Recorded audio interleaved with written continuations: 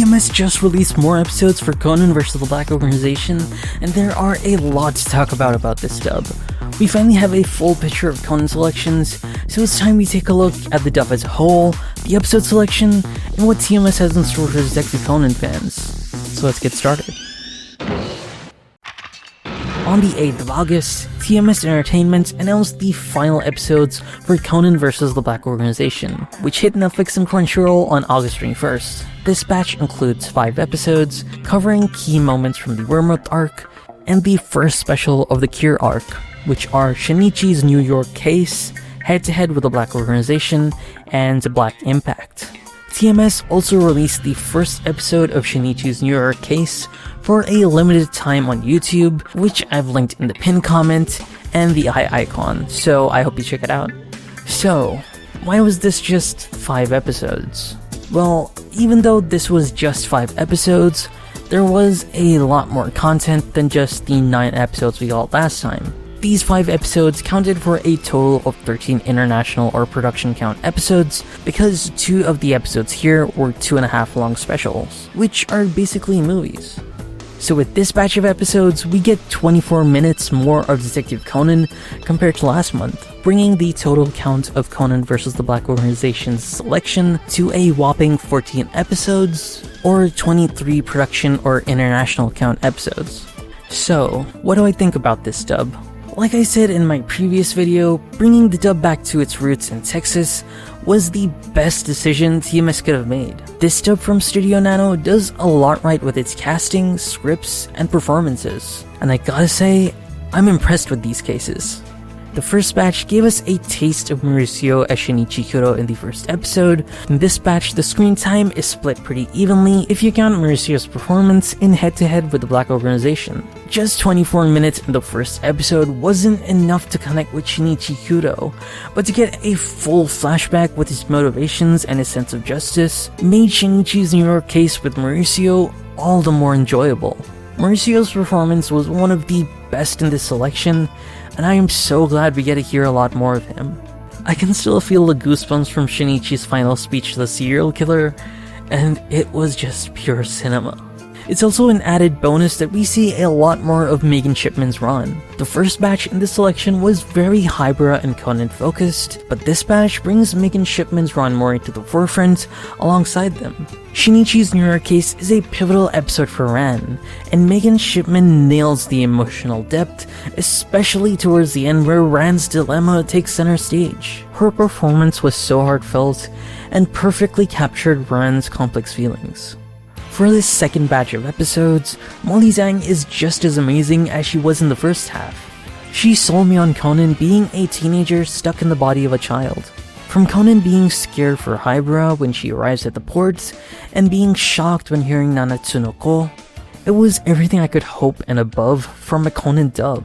Getting to hear her face off against Colleen as Vermouth was nothing short of spectacular. Well, talking about Black Organization characters, Nick Huber as Jin is just as amazing and menacing as ever. He was one of the highlights for me, especially when he confronts Cure, and during the finale of Black Impact. Not to mention Elizabeth Maxwell's introduction as Cure, that was freaking amazing. Also, on that note, I'd like to touch on some of the newcomers to the cast in this episode drop. Starting off with Jad Saxton as Yukiko. She plays a very fun version of Yukiko Kudo, and it is totally different from what came before, and I love it. Hearing her interact with Shinichi and Ran was really cool. Corey Petite and Alex Hom as Chianti and Korn was a favorite this time around. Their bickering dynamic is spot on and complemented each other perfectly. We also get Sonoko, who's played by Bri Han in this dub.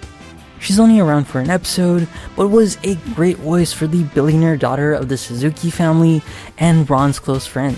I really hope that we can hear more of her down the line. And well, Heiji Hattori. He sounded so cool. I mean, he didn't have an accent to mirror his Osakan accent, but just the few minutes we had him on screen, Neza Tarsha ate as Heiji. And he called Conan as Kudo instead of Shinichi? Shut up and take my money! This guy was on screen for the least amount of time and still rocked every second he had. There were so many outstanding performances in this dub that I really want to talk about, like Christopher Rancamp as Akai in head-to-head with the Black Organization, Philip Weber as James Black, and again Brienne April, but this video would be an hour long. But how do I feel about the script of this selection? Well, I gotta say the script is a real highlight in this dub. In any dub production, a dub is only as strong as its scripts and performances. A stiff script makes a dub sound unnatural, but that's not all a dub script does. Yes, they need to make it sound natural, but also need to decide how to handle literal dub translations. Like when a Japanese word is being used for a riddle. The best way is to preserve the riddle with the Japanese characters, which this dub does, but in some other scenarios, like in your case, when Shinichi goes close to Ran and says it's damaged. Simple, right? Well, a literal translation here doesn't convey the meaning of the scene. Why would Ran be surprised by Shinichi saying it's damaged? Well, if you look at the Japanese, the word for damage is pronounced as kizu, which sounds really close to kizu, which is what Ran mishears it as. But in the dub, saying kisu or kiss doesn't make sense, because why would Shinichi say kiss while looking at a damaged mirror? Well, the script team locked in and changed it to lip, which conveys the closest meaning while still being relevant to the crack on the lip of the mirror. To me, this was a pretty important scene that I wanted to see this dub handle, because it needed to be adapted into dub, but also retain the essence of the Japanese. And I gotta say, they delivered. So, why choose these three cases? Even though this is a pretty cut down selection, it flows well. Losing the silent witness and contact cases did not affect the viewing of these episodes. And having a recap at the start of Black Impact caught everyone with the plot. So, do I think we'll get another episode selection? Well, if TMS's press release is anything to go by, I think we'll get at least one more selection. This could be a Kaito Kid selection, Shinichi selection, or even an MPD selection. At this point, it's the Wild West of predictions, but I don't think we have to wait long to know the answer.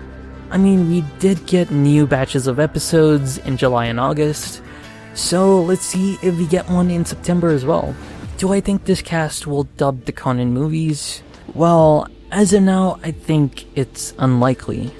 At least for the modern movies. The English dub of Black Iron Submarine, which is the 20th highest grossing movie of all time in Japan, just got an English dub with a Bang Zoom cast on August 24th, so I think the Bang Zoom cast will at least be dubbing some more movies. While I think it's unlikely to see Studio Nano dub the recent movies, I really hope that TMS sees the popularity of Studio Nano's dub and gets them to dub the all Conan movies. Let's keep our fingers crossed and let TMS know that we want more Studio Nano. Well, what do you think about the new episodes dubbed for Detective Conan, and what do you think will be the next selection? Honestly, I've been enjoying and rewatching these episodes on Netflix and Crunchyroll. I think Conan going back to its dubbing route in Texas was the right decision and is the perfect balance of authenticity to the source material and having a top-notch dub. It also helps old fans to have Mark Sturd and Colleen in this dub. I feel like a lot of people are enjoying the performances of this dub, and I really hope this dub can go the distance. So go stream this dub on Netflix and Crunchyroll, and introduce Detective Conan to your friends too. So, if you've seen the dub, what is your favorite part of this selection? Let me know down below. I'll see you guys in the comments.